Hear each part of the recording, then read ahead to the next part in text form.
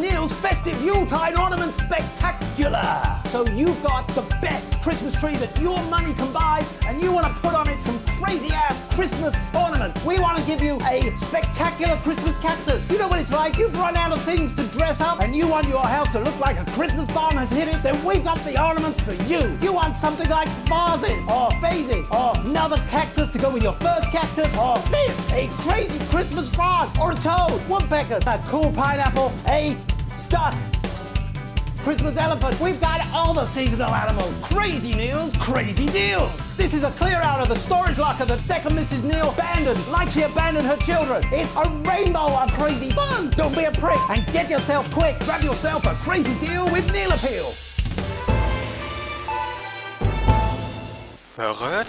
Willkommen zurück bei Not for Broadcast und den National Nightly News. Es ist für uns, also jetzt für uns rein vom Spiel her gesehen, es ist jetzt Tag 3, den wir starten werden. Aber wie uns das Menü hier schon verrät, es ist sogar schon Tag 15, eine lange Nacht. Offenbar haben wir jetzt die Nachtschicht, keine Ahnung, die Spätausgabe der News. Finden wir es doch einfach mal raus. Was kann schon schief gehen? Ich fürchte eine Menge.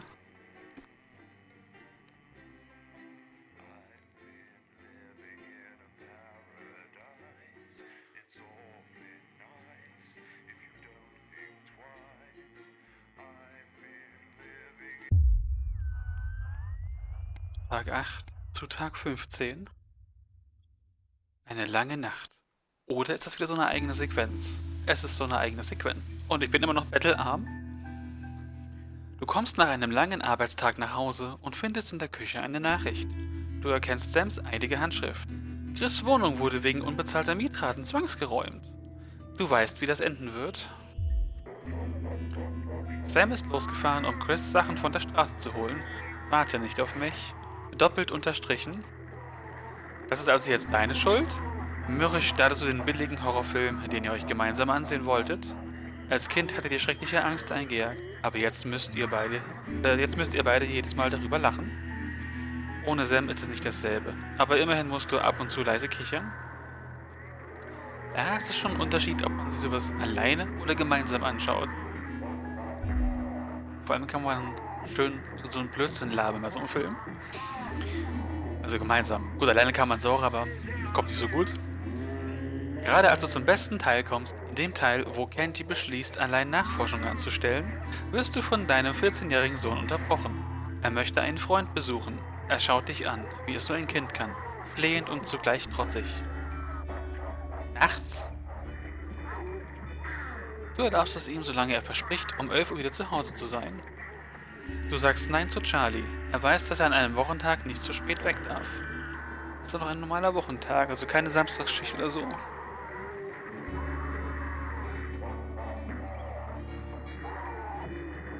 Wir sind der strenge Vater. Er hat morgen Schule, der muss aufstehen. Charlies Stimme wird immer lauter, als ihm bewusst wird, dass du deine Meinung nicht ändern wirst. Du behauptest, es wäre zu meinem Besten, aber in Wirklichkeit willst du nur deine Ruhe haben. Ich hasse dich, verdammte Scheiße. Nicht in diesem Ton, mein Bub, mein Junge. Er zögert, er weiß, dass er zu weit gegangen ist, aber in seinem Zorn kann er sich nicht einbremsen. Bevor du ein Wort sagen kannst, stürmt er die Treppe hoch und knallt seine Tür zu. Du beschließt, ihm etwas Freiraum zu geben, ihr müsst beide erstmal runterkommen.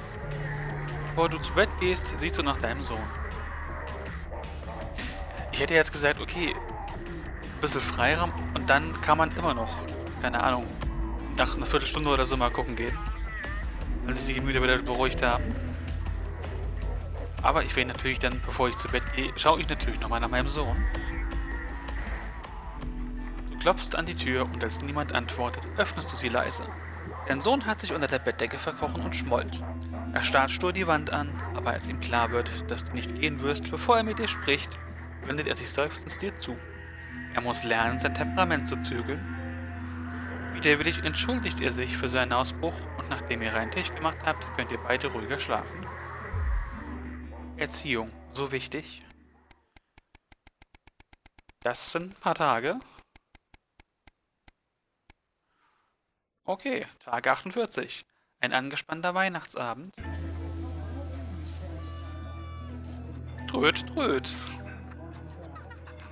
Das klingt nach vollem Haus im Hintergrund. Was gerade ein Elefant?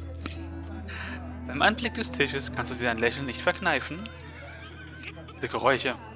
Draußen auf dem Gras liegt der erste Schnee. Die Kinder ziehen an einem Weihnachtscracker, während deiner betagten Mutter langsam die Augen zufallen. Du hattest schon immer eine Schwäche für Weihnachten. Jetzt sitzt du am Kopf des Tisches auf dem Platz deines Vaters. Die Stimmung war den ganzen Nachmittag lang angespannt. Alle spüren es. Es ist euer erstes Zusammentreffen mit Chris, seit du dich geweigert hast, deinen Reisepass aufzugeben. Eine große Veränderung für Sam. Bisher waren die beiden Geschwister immer unzertrennlich. Weihnachten ist normalerweise eine so schöne Zeit. Nur das Klappern des Bestecks ist zu hören, während Chris dich vielsagend anstarrt. Genieße das Weihnachtsfest, Großmutter. Du sprichst einen Toast aus. Bleibst stumm. Ja, stumm bleiben ist vielleicht nicht so die ganz tolle Variante.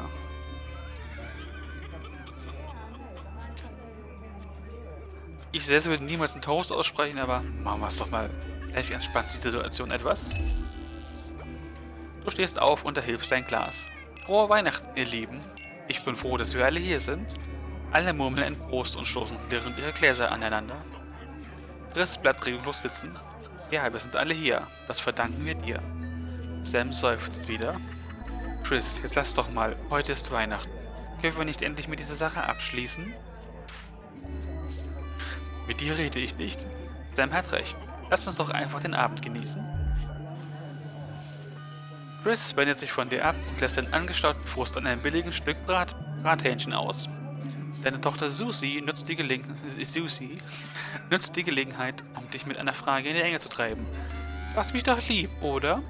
Du lachst leise. Das kommt dir bekannt vor. Jetzt kommt sicher nichts Gutes, oder? Sagst du scherzend. Susie verdreht die Augen. Du weißt doch, dass meine Freunde und ich heuer eine Reise planen. Welches Kind? Wie alt war sie? 11? Welches 11-jährige Kind nutzt das Wort heuer? Beginnt Susi unschuldig. Also, ich hatte gehofft, dass ich mit der Oh Gott, ich kann nicht mehr lesen. Vielleicht habe ich auch schon ohne dieses Weise am Eierpunsch genibbelt. Also, ich hatte gehofft, dass ich mir da finanziell in die Arme greifen könnt. Dass ihr mir da finanziell...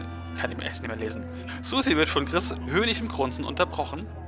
Ich würde nicht drauf wetten, Susi. Alex ist nicht gerade für Großzügigkeit bekannt. Stimmt's, Alex? Chris, tu uns allen einen Gefallen und halt die Klappe. Ich ignoriere einfach und lächle meiner Tochter zu.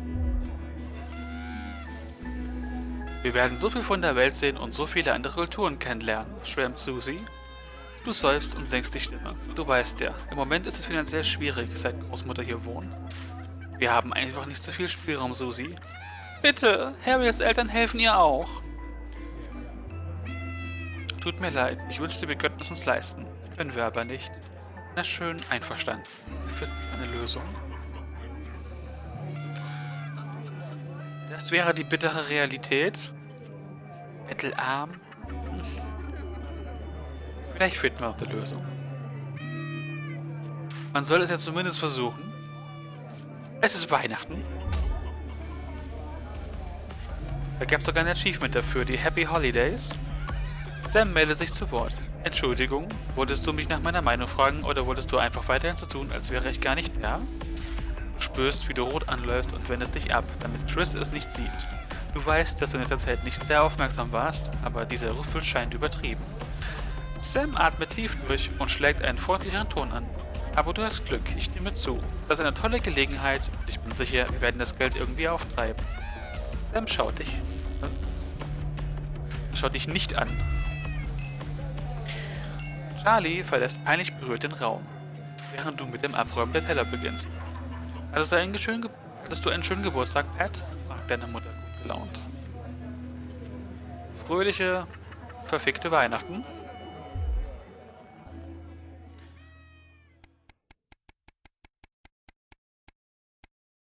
Ganz viele Tage später, am 63. Tag, ein unverhoffter Gewinn. Ein aktuelles Vermögen. Was ist Geld?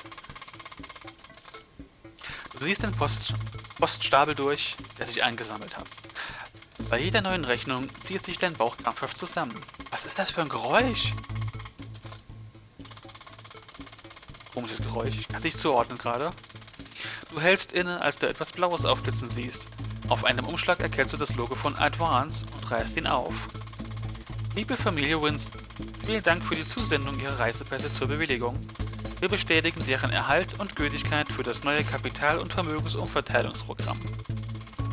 Das wird hoffentlich den ständigen Streit mit Sam im letzten Monat aufwiegen. Wir freuen uns, Ihnen hiermit einen Scheck zu übermitteln, nicht nur als Symbol unserer Dankbarkeit Ihnen gegenüber, sondern auch als Symbol unseres unerschütterlichen Engagements für die Schaffung einer Gesellschaft, die frei von Ungleichheit ist. Nur das Pulsieren des kleinen Schnitts, den du dir in der Eile am Finger zugezogen hast, beweist dir, dass du nicht träumst. Ein Scheck, noch dazu mit einer nicht unbeträchtlichen Summe. Chris hatte recht, Advance ist wirklich dabei, den Wohlstand umzuverteilen. Da ist doch irgendwo ein Haken. Wir werden weiterhin unbeirrt nach meiner... Oh Gott. Ich kann heute nicht mehr lesen, ich sag's doch, ich muss am Eierpunsch genug haben. Wir werden weiterhin unbeirrt nach mehr Wohlstand für unsere Nation und unser Volk streben. Gemeinsam vorwärts. Julia Salisbury und Peter Clement. Der finanzielle Druck, mit dem ihr steht, lässt ein wenig nach. Ein herrliches Gefühl. Das ist viel zu gut, um wahr zu sein. Tag 72. Ein langes Wochenende.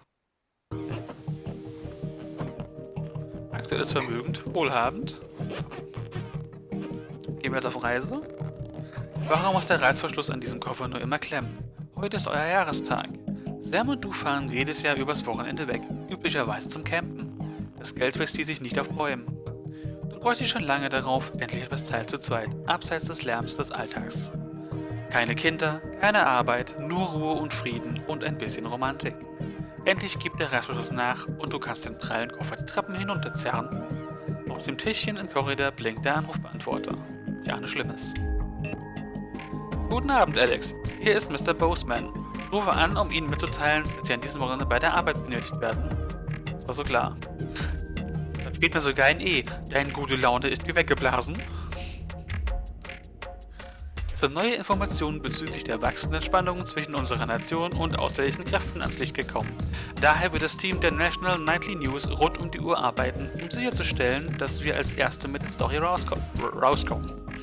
Es versteht sich von selbst, dass ich Sie morgen früh in Ihrem Arbeitsplatz erwarte, pünktlich um 8 Uhr. Einen schönen Abend noch, Alex. Der erste Schreck verwandelt sich in Ärger und dann Zorn. Was wirst du Sam sagen? Ja, was soll ich sagen? Die Wahrheit, so wie es ist. Dein Schatz kommt die Treppe herunter, strahlend vor Aufregung. Sam gibt dir einen Kuss, schnappt sich die Autoschlüssel vom Tischchen und macht sich daran, euer Gepäck ins Auto zu laden. Ignoriere die Nachricht, du brauchst dieses Wochenende, oder? Entschuldige dich vielmals bei deinem Schatz und sag, dass du für dich arbeiten musst. Bosemans Zutanfälle sind legendär. Ja, es ist nun mal leider so. Es ist halt nun mal leider wirklich so. Du seufzt schwer. Du wirst hingehen, nicht wahr? Die Stimme in deinem Rücken lässt dich herumfahren. Du nickst nur. Ja, wirst du das. War ja auch zu viel erwartet, dass bei dir die Familie mal an erster Stelle kommt. Gott behüte. Warum tue ich mir das überhaupt an, Alex? Ich weiß es wirklich nicht. Und damit ist Sam weg. Die Haustür schwingt leicht in der darauf folgenden Stille.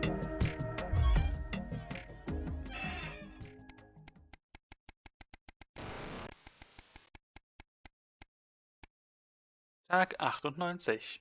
Ein Zustimmungsformular.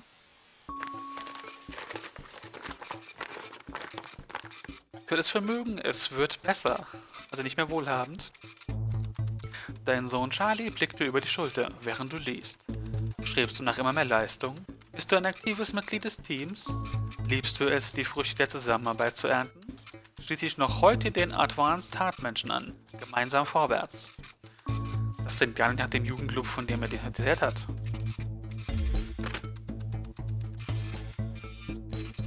Charlie nimmt dir den Flyer aus der Hand und streckt dir ein Formular entgegen. Ich kann direkt von der Schule hingehen und Bens Schwester bringt uns danach nach Hause. Du musst also gar nichts tun. Du unterschreibst das Zustimmungsformular, damit dein Sohn den Advanced Tatmenschen beitreten kann. Du weigerst dich, das Formular für deinen Sohn zu unterschreiben.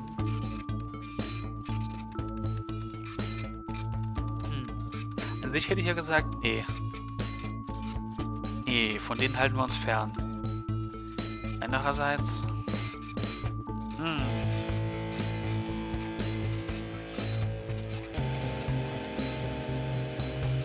Komm.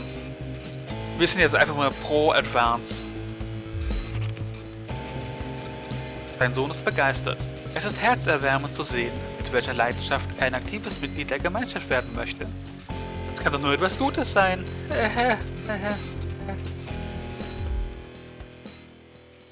Bestimmt kann es das. Tag 110. Eine profitable Partnerschaft. Als du nach einem besonders langen Arbeitstag nach Hause kommst, findest du die Post fein säuberlich in Stapel sortiert vor, wie Sam das in der Zeit immer macht. Ist das dann der Advanced-Stapel und der Nicht-Advanced-Stapel? Das meiste davon ist der übliche Müll, aber ein Brief erregt deine Aufmerksamkeit. Darauf prangen das zunehmend vertraute Advanced-Logo und die passenderweise in roten Lettern gedruckte Aufschrift Dringend, sofort beantworten. Du bringst das wohl am besten sofort hinter dich. Liebe Familie Winston, mit diesem Schreiben möchten wir Sie darüber informieren, dass die Advance-Regierung einen weiteren Schritt im Kampf für mehr Gleichheit gesetzt hat. Und zwar die Verstaatlichung der größten privaten Konzerne und die Verteilung von deren Ressourcen an die Bürger dieses großartigen Landes. Das Anleihen-Partnerschaftsprogramm stellt sicher, dass vom Volk generierte Wertschöpfung auch dem Volk zugutekommt. Du erinnerst dich nicht, im Manifest darüber gelesen zu haben. Gott, ich habe ein Manifest darüber gelesen? Jeder Haushalt wird Partner von einer von 3 sorgfältig ausgewählten Einrichtungen, die von Advance für ihre durchgängig hohe Leistung und finanzielle Sicherheit gewählt wurden. Bitte beachten Sie, alle Ergebnisse basieren auf der öffentlichen Meinung und unterliegen keinerlei Garantie. Bitte wählen Sie eine der folgenden Optionen. ADB, Auge des Betrachters AG, sei es Kosmetik, Kleidung oder Couture, wir sehen die Schönheit in allen unseren Kunden. Nils Deals GmbH, immer der beste Deal beim verrückten Neil. Das Logo sofort anerkannt. Die Genuss KG. Ihr Genuss ist unser Geschäft. Ob Sport, Reisen oder einfach persönliche Wohlfühlzeit. Keine Freizeit ohne Genuss.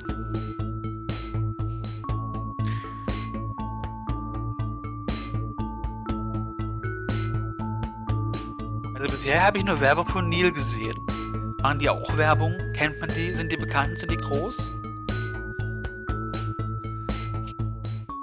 Die hier mit ihrem Illuminaten-Logo? Nee. Ich bin natürlich für Neil. Der hat immerhin die besten Deals, der verrückte Neil. Vielen Dank für Ihre Auswahl. Bitte senden Sie das Formular im beiliegenden Umschlag zurück. Sie erhalten in 3 bis 6 Arbeitsmonaten einen Bericht über Ihre Partnerschaften. Anscheinend kann selbst Advance den Sumpf der Behördenbürokratie nicht trockenlegen. Tja. Nach diesen beiden Sendetagen, jetzt mal, da gab es immer diese Vorschau, wie sich irgendwelche Unternehmen entwickelt haben. Da waren ja die auch dabei. Mal schauen, ob ich eine gute Wahl getroffen habe. Die Zukunft dieser Nation liegt in der Partnerschaft. Gemeinsam vorwärts. Julia Salisbury und Peter Clement. Wie viel Einfluss kann man haben? Uiuiui. Tag 120. Ein Teenager-Aufstand.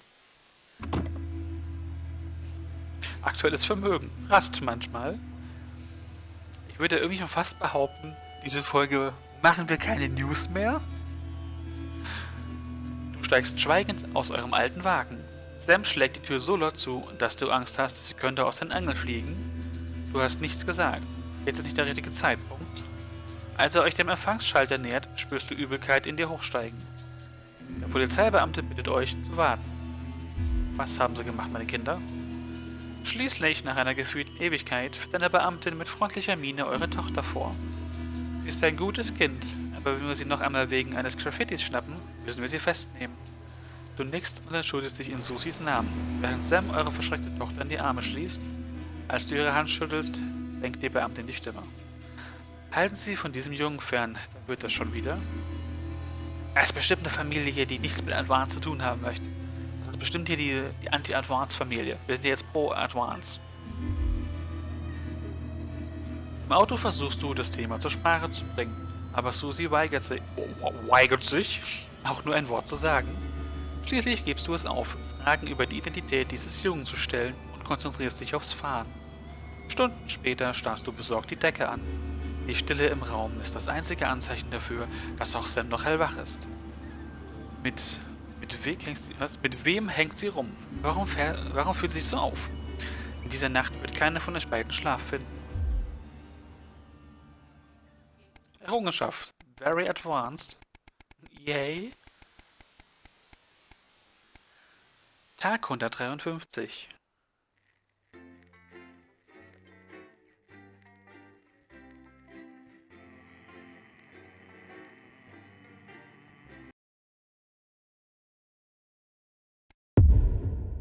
Der Sturm.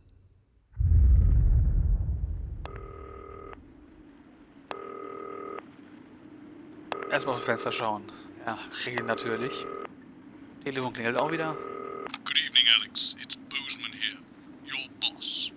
While you're powering up and getting the adverts loaded, I thought I should just tell you that we've had one of those public information films from the government, and it's mandatory that you play it.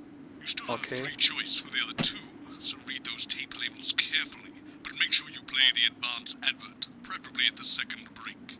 Right, that's the lot. Have a great show. Total pimp. My God, that weather looks nasty. Vorstellung der radikalen und Übergangszeiten von Advance. Why are all men such pricks? That one, eh? Der Verrückte ist wieder da mit den Ostermonster-Deals. No. Ja, komm, damit fangen wir Are you an. saying he chose his imaginary friend in the sky?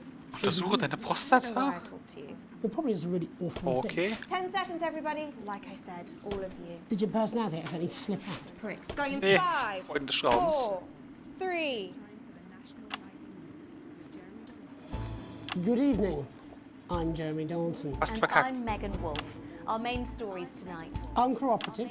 A mysterious symbol has appeared overnight on thousands of buildings throughout the capital. Tonight, in an exclusive live interview with Prime Ministers Julia Salisbury and Peter Clement, I'll be asking what this mysterious symbol might mean. Critics have been quick to dismiss the graffiti as a publicity stunt or an act of frustration by a tiny, disorganized group of those who will never, under any circumstances, be content.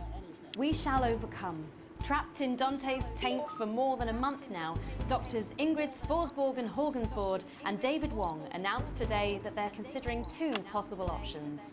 With two of the finest minds in science working together, hopes are still high for the eventual return of the team to dry land. While both options are still on the table, support seems to be growing for a daring escape attempt. If a group of fungus experts can't fix the most advanced craft ever conceived by man, then who can?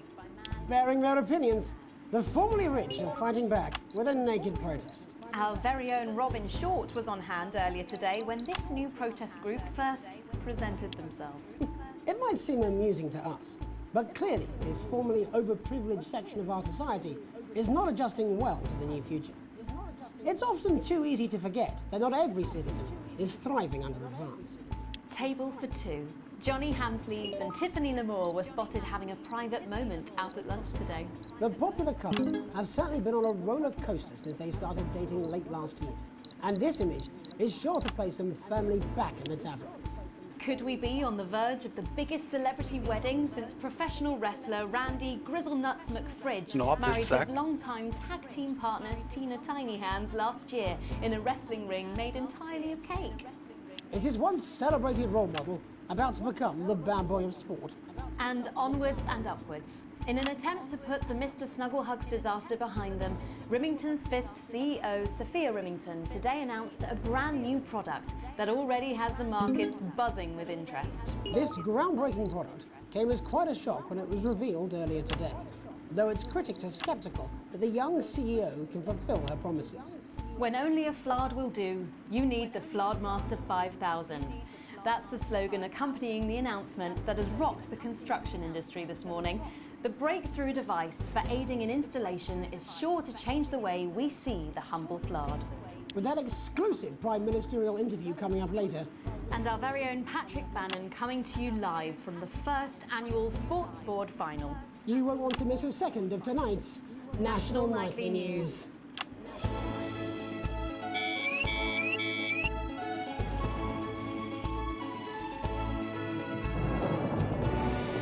hört das Unwetter im Hintergrund.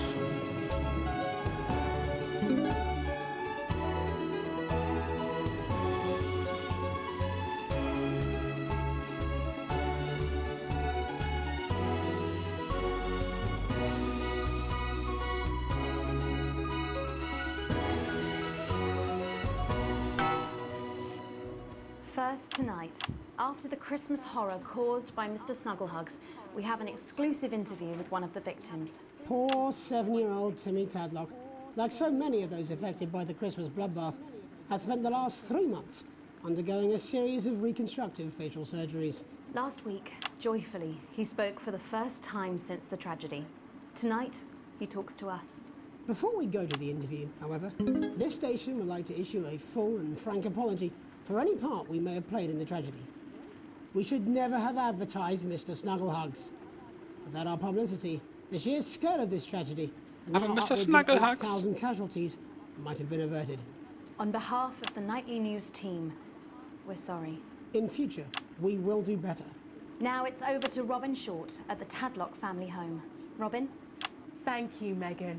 I'm here with Mr. and Mrs. Tadlock and their 7-year-old son, Timothy. Boah, das ist... Thanks for spending time with us today. Yes, well, you're bloody lucky we're spending any time with you at all, after what you lot did. Irresponsible. I mean, whose idea was this anyway? It's all right. Wasn't your fault. As you can see, Megan, there's still a few open wounds here. I'll tread carefully. I'm going to speak to Timmy now. Hello, Timmy. Can you see me? Mummy, who's that lady? It's the lady from television, Timothy. She's going to ask you a few questions. And you be careful now, it upsets him to remember.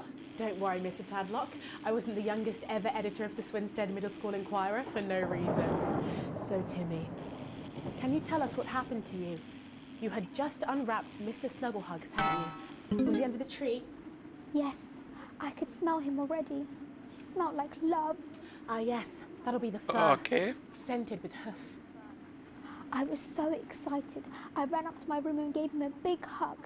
He was so soft and warm, like our cat, before he got in the way of Daddy's Porsche. Bloody cat had a death wish. And Diese what did Interferenzen Mr. ständig. Snugglehugs say to you? He blinked his real action eyes and said, "You're my very best friend." But I sure wish Mrs. Snugglehugs was here, and she can't be, for just $89.99. And then it's a general error. 41. And is that when he burst into Look, flames? careful. And then he exploded. Oh, look, I've asked you nicely. And am I right in saying that one of his real action eyes is now permanently embedded in your cheek? Yes. When I took him in at night, it glows through bandages. I know it's under there, staring at me. Yeah, some of the other children have started calling him Timmy Three Eyes. And with his glasses, that's 5. It's too many eyes, Robin. And what's the last thing you remember before the darkness overtook you? He looked at me with his one eye and laughed. Laughed as he burned. It sounds very traumatic. Oh. Do you have nightmares? All right, that's quite Do you, enough of Timmy? you two Timmy? coming in here with your camera trying to make a buck out of our suffering. I won't have it. Mr. Tadlock, just a couple more questions. Timmy, do you think you will ever be what we can call No, you've normal had your questions, again? and now look. Oh, you've made him cry with all 3 of his eyes. Calm down, you're I scared. will Do you not think your have parents to will ever hear really love Marjorie. you again? Right, that's it. Enough. Come on, I'm baby. happy, Come on. Mr. No. Tadlock. Oh, your poster, your favourite poster. Timmy, are you okay? Ow. So there you have it, Megan. Just one of the many victims of an indescribable tragedy that has shaken our nation. I'm pleading, am I not? Thank you, Robin. Harrowing stuff. And many questions to be answered by Sophia Remington in the coming days and months, I'd wager. How will she turn this crisis around? So, Jeremy, what are the warning signs a consumer should look out for when they're spotting a dangerous toy? Well, Megan, experts advise to always check for the new Advance mark, which guarantee a level of safety and quality. Yeah, can we just get a close-up on camera 3 here? So if we take a look at this National Nightly News mug, you should see the mark just on the base of it there. Jetzt schon das In the wake of the Gütesiegel. scandal, the government were praised for their swift response in bringing in this set of stringent checks and new products. It certainly is good to know that someone's watching out for our families. When we come back, our very own Patrick advanced, aber wie Bannon war will das? be live from the Sports Board Finals. Stick around, you won't want to miss it. We'll be back after these messages. 1 minute back. Oh, sorry, I'm bursting. She's very good. Who? Megan. Yes, she is. Watch your back, Jeremy. Women are coming. I'm more worried about this water dripping onto my head. Sehr schön. Ist die Decke undicht? Alex, Bozeman, we're getting reports in that naked protesters might try and spoil the sports board final by waving their fleshy bits about. Try and make sure you don't Bitte? broadcast it. It's 6 p.m. for God's sake. No one wants to see fannies on the news. Bozeman out.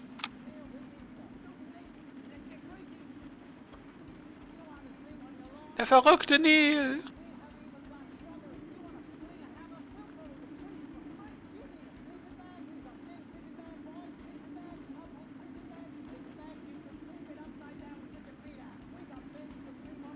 Well, that's what it says.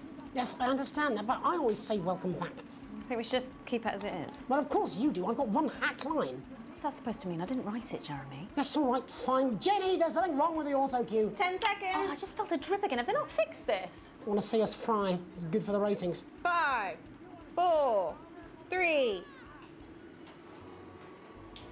Welcome back to the National Nightly News. I'm Megan Wolfe. Coming up later, we'll be speaking to the Prime Ministers about their exciting new healthcare facilities, transition centres. Nice to see they care. You're absolutely right, Jeremy. But first, we're going now to our own Patrick Bannon, who's reporting live from the finals of the new game that's gripping the nation, Sports Board. Patrick? That's right, Megan. You join me live here from the final of the first annual Sports Board Championship. It's been a hotly contested competition so far. I think it's fair to say these two have been dancing around each other all season. First up, we have Ellie Striker. She's the more experienced of our two players today. Striker has got an accuracy of 7, a danger rating of K, and a 12-month driving ban. Striker's known for her signature move, the lanky hamster. And facing her tonight, hoping to prove himself with a career record of 12 outs, 14 finishes, and a divorce pending, it's Mr. Wingspan himself, Tommy, the Fingernail Harris. Just waiting on the ref now. The slapping ceremony is taking part. Still going on. Striker go first. Striker, of course, first to start, as she won the trivia round earlier on by some margin. D-Robe. Harris, perhaps the brawn and not the brains. Stupid. Eddie Striker. Nice start there from Striker. She's determined not to let the nerves show. Not after last time. Ich habe keine Ahnung, was ich jetzt zeigen soll. On to Mr. Harris now. Tommy. Using his arm to pick up the ball. Not a bad shot there from Harris. Back to Striker for shots number 3. All right. Was ist das für ein seltsamer Wettbewerb? She's gone to sort of throwing it under her legs. Not bad, if you ask me. Was there contact? You know the way complaining. To Harris. Bit of business with the ref, but it got sorted out. Back to Harris now. A ball in the hand is worth 2 in the bush. Football. Move back. I'd say that's fair, but what do I know? Oh no, and Harris is not going to be happy with that. So really not a good start there for Tommy Harris in round 1. We can only hope that round 2 treats him a bit better. But first, of course, after the argument with the ref section, it's time to change ends. Now we have the ceremonial changing of the ends. Was ist das für ein blöder Wettbewerb? And of course, now they go back to the starting positions, as that makes sense. Ja, total. Striker giving it large. Second round, and Double. Harris. Winter round 2 now with Harris. Okay, we seem to have some sort of streak on the pitch. I apologise if we broadcast any of that stuff. Soll man nicht zeigen? She appears to have slogans across her breasts and arse. Try and ignore all of that. Security, I'm sure we're going to take them out as soon as possible. Apologise if we broadcast any of that. As I said, we're going to get the situation resolved as soon as possible. They're trying to carry on play, but it's proving a bit difficult, and I'm struggling to follow because it's quite an eyesore. And women's body, yeah. All right, great. Okay, so back into round 2 now, and Harris absolutely determined to close that massive gap. Eddie Striker. Immer diese Flitzer. Yeah, it's just some of the tightest play I've seen ever. Harris. And was that the fitted thumb screw? We haven't seen that since the heats. What a brilliant move. Back to striker. And we know what that means, ladies and gentlemen. That is, of course, the ground sound. Okay. Excellent bit of play here on both sides of the bucket. I don't know about you at home, but I'm finding the technical mastering display here absolutely blooming jaw-dropping. The ref has spotted something in Harris's neck or head. And Harris is having an absolute shocker. What a miserable start there for Tommy Harris. But he is a late bloomer, of course, always said that. And after all, it is a game of two halves. 4 rounds and 7 subgenres. But now, of course, it's time for the half-time show. Sponsored by Bloomington Smith. On my whistle, on my whistle. Nice piece of music here to start the half-time show. Okay, another posh protester loose on the court here. We can only apologise for that. We'll do our best to shield you from having to look directly at it. Is running around here with his genitals on display for all to see. And ruining what was shaping up to be quite the dance interlude there. Now Das ist eine sehr interessante Halbzeitshow. And the bucket has been knocked over! I cannot stand it when the bucket gets knocked over. Hopefully he'll get taken out now. Wenn der Kübel umgekippt wird, das ist aber auch immer, furchtbar. Really, if you ask me, not Sunday morning television. And out of there, hopefully taken away, never to be seen again. Final poses, final poses. Ball boy cannot be in the final pose. And a lovely finish there on both sides of the bucket. I wouldn't like to call that one. And as we head into round 3, I'd love to know what's going on in these two players' heads. But unfortunately, because of science, we can't. Thank you, thank you, thank you.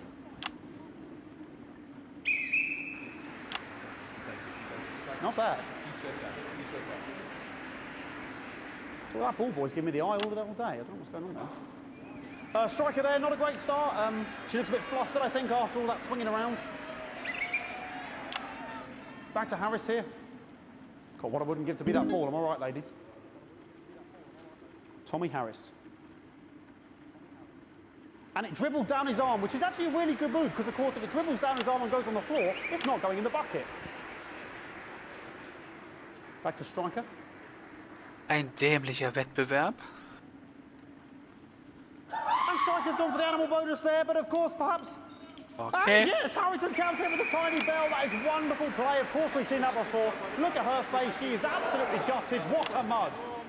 That could have been the clincher. What a massive shame. Harris receives possession now. Harris to serve now. Harris, of course, undefeated by Kestrel in his last 4 battles. So, here we go. Tommy Harris. That's all right. Not bad there. He threw it quite far away from him, which is quite a good idea. Very clever there. Perhaps a little contact. A caution from the referee, who's being, if you ask me, a little bit harsh. Ellie Striker.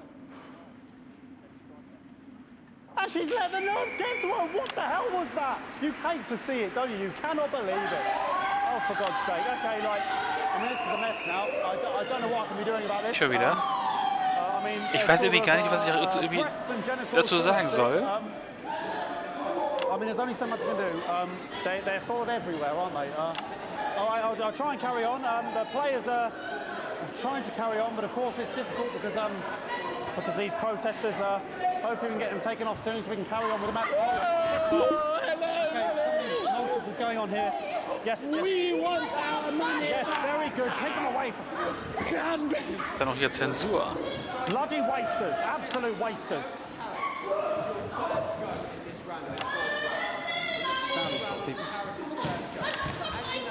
Oh, jog on! This is the mime round. It's an absolute bloody... Okay, and now we're going to go into the final round. And of course, as it's a Tuesday, the final round is a mime round. Who could believe it? Okay, die Pantomime-Runde.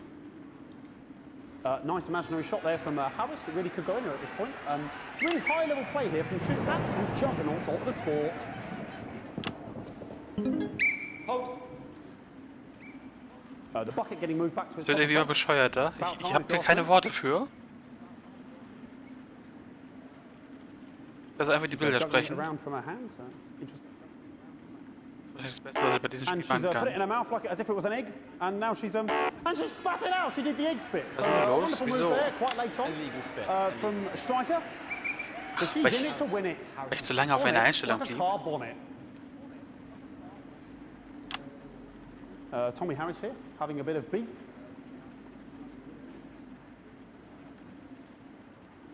And he's peeling it as if it were a banana, which is an interesting move. Not sure if he hasn't had his potassium or what's going on today with Harris.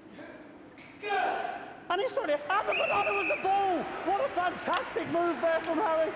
Unfortunately, that is the end. What a pathetic, there we go, Jeremy, that is over. How can he look his 8-year-old son in the face tonight? What a lump.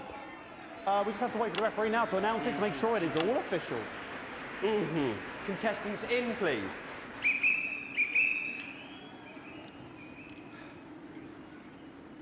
And the winner of the first annual Sports Board Championship is...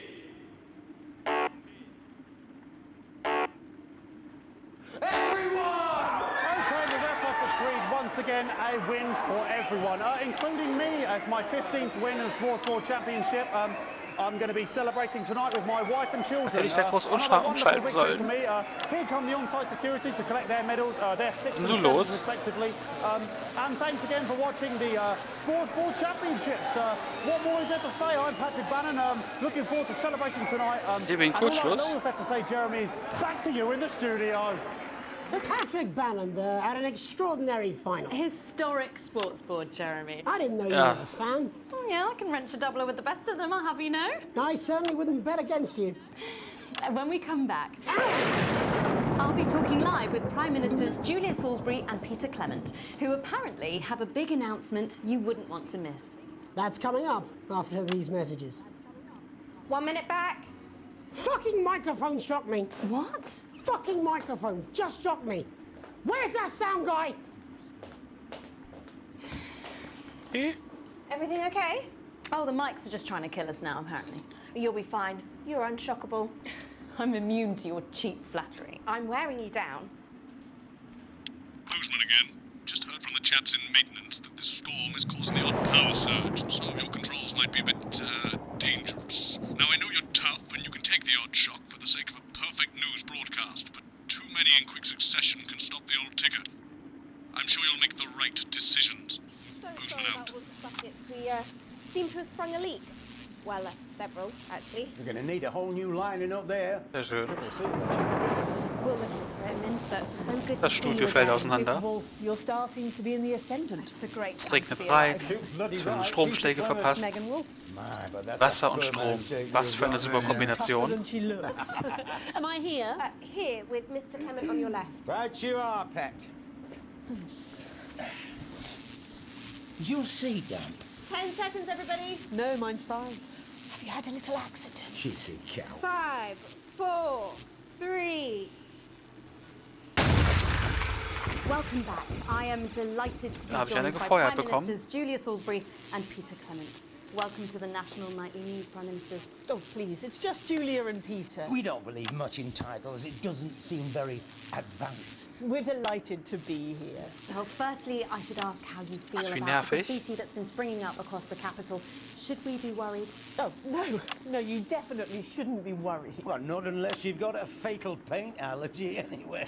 But yes, it does seem that there are still some people we haven't been able to help. You know, whinges mostly. People who've yet to benefit from the many advantages of the new future. And you know, Megan, as my old mum used to say, there are some pissants who just don't know how to be happy. We're working hard to reach these people, find out what they're angry about and how we can help. The door to my government is always open. Someone's dripping on me. But we didn't come here to talk about what may yet turn out to be some alternative arts project. Which we no doubt will have funded. When we want to talk to the nation about something far more exciting. Yes, your office briefed us that you have an announcement to make, but they were being surprisingly secretive about it. Let me ask you a question, Megan. Oh, okay, it's not usually how it works, but... What scares you? I mean, really scares you? It's death, pet. She's talking about death. We're all afraid of our deaths. It's part of being human. Sorry, are you saying that advance have cured death? That'll be a vote winner. Yep, that was definitely a drop there. But while we may not have cured death, we hope we found a way to make it much less scary. And much less painful and much less expensive. Look, which is me close-up camera? Oh, there? sorry, yes, it's camera format. When I was 13, my mum came and got me from school. He had to go to the hospital. My granddad, he'd collapsed that morning, so we'd all to say our goodbyes. And I went in to see him. He were all frail and pale. And I was scared because I'd only seen him the week before, and he'd been fit as fiddle. And he said to me, Peter, he said, it's the right time. I don't ever want to be a burden to the people I love. Was that the last time you saw him? Nope. 3 days later, we were back home. He lived with us for 9 miserable years after that. He had to be fed with a rubber spoon. He had a commode, so he'd just take a shit right there in the lounge while we were watching football. He wouldn't even wait till half-time. That sounds... It was awful. It was awful for us, and this Aber dass der is immer the fluchen point. muss. Immerhin It were flucht er jetzt nicht so awful for viel, him. wie wenn er gebechert hat. I could see it was destroying me, man, watching him slowly fade away. And he would beg her to turn off his breathing equipment at night, but she couldn't, or she wouldn't. It were a crime, you see. And she didn't want to lose the children, as well as her old man. No family should have to suffer like Peter's did. And now no family will have to. The health service is today opening the first of 300 new transition centres. The transition centres will handle everything for your last days. The legal, financial, medical and emotional costs are all catered for and paid for by the government. So even the poorest citizen gets to pass on with dignity when they choose. And that choice is important. Yes. This is a service only for people who choose it. For people who feel they run their course and don't want to burden themselves or their families with a slow, long, humiliating decline. You've just given me an electric shock. Are you okay? I don't know. I think it from my asshole. Oh, we're still on the air, Peter. No, yes. Sorry. My apologies. Oh. Are you not worried that this new Einfach eine gefeuert system might be bekommen. open to abuse? In what way? Sorry. I've got a sap to get. Can I get a little bit of help here, please? That the older generation might feel somewhat... Jesus, a raw face, fucker. That one was massive. Right, no, this bastard's coming off. That the older generation might feel somewhat coerced. Coerced into spending their final days eating gourmet Ja, noch food gesagt, and der drinking flucht nicht so fine viel, wine dann and sowas. luxury spas and gardens. Look, I am perfectly capable of... with a rusty Prime Minister, please watch your language. For fuck's sake! Go get yourself sorted out. Right. We're launching a government information film tonight. It should tell your viewers everything they need to know. You really do move at a breathless pace. It's hard to believe you've yet to be in office a year. Oh, Megan, we're only getting started. And on that note, thank you both so much for being here. Jeremy. Right, yes, that's all we have time for tonight. Thank yous go out to Ständig our Stromschläge. guests. Congratulations to all the winners at the Sports Board final, and we'll see you tomorrow night at the same time. My name is Jeremy Donaldson. If you can, have a peaceful night. And we're out. Good job, everybody. Gott, ich hängt auch schon in den Seilen. So they just... War das ein Stromschlag zu viel am Ende? It's my nephew, so we transitioned the moment I stopped the leak.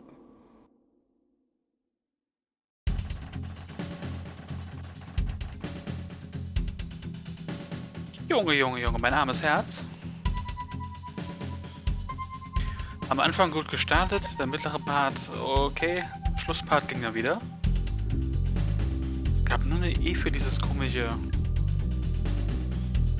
Ballspiel.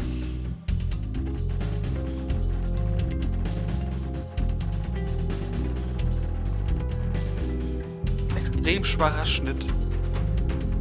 Na gut, man kann nicht alles haben.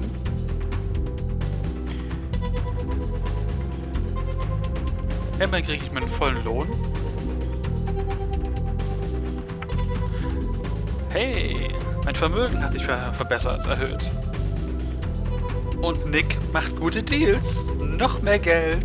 Urlaubszeit.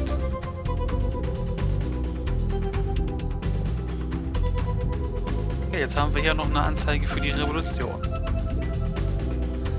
Advance steigt, die Revolution wird schwächer und mein Boss, der findet mich noch toll, oder die Bosse. Das war eine Sendung. Junge, Junge, Junge. Also ich glaube, kürzere Folgen als das hier werde ich wahrscheinlich nicht produzieren können bei diesem Spiel. Naja. Irgendwie habe ich schon damit gerechnet, dass also 1 Stunde pro Folge, es ist wenig überraschend. Naja. Nachdem ich jetzt noch am Ende doch so viele Stromschläge bekommen habe, bleibt mir nur noch zu sagen, wir sehen uns beim nächsten Mal. Hoffentlich mit weniger Kurzschlüssen. Tschüss. Do you suffer from benign prostate enlargement? Come on. I'm Tommy the Fingernail Harris, sporting legend. I've got it all. 4 world championships, 2 cars, a bidet, and an enlarged prostate gland.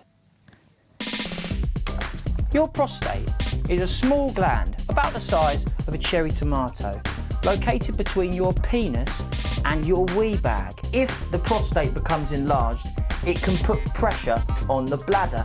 This can cause trouble starting to pee, and it can cause laundry-based trouble between you and your she-demon of an ex-wife.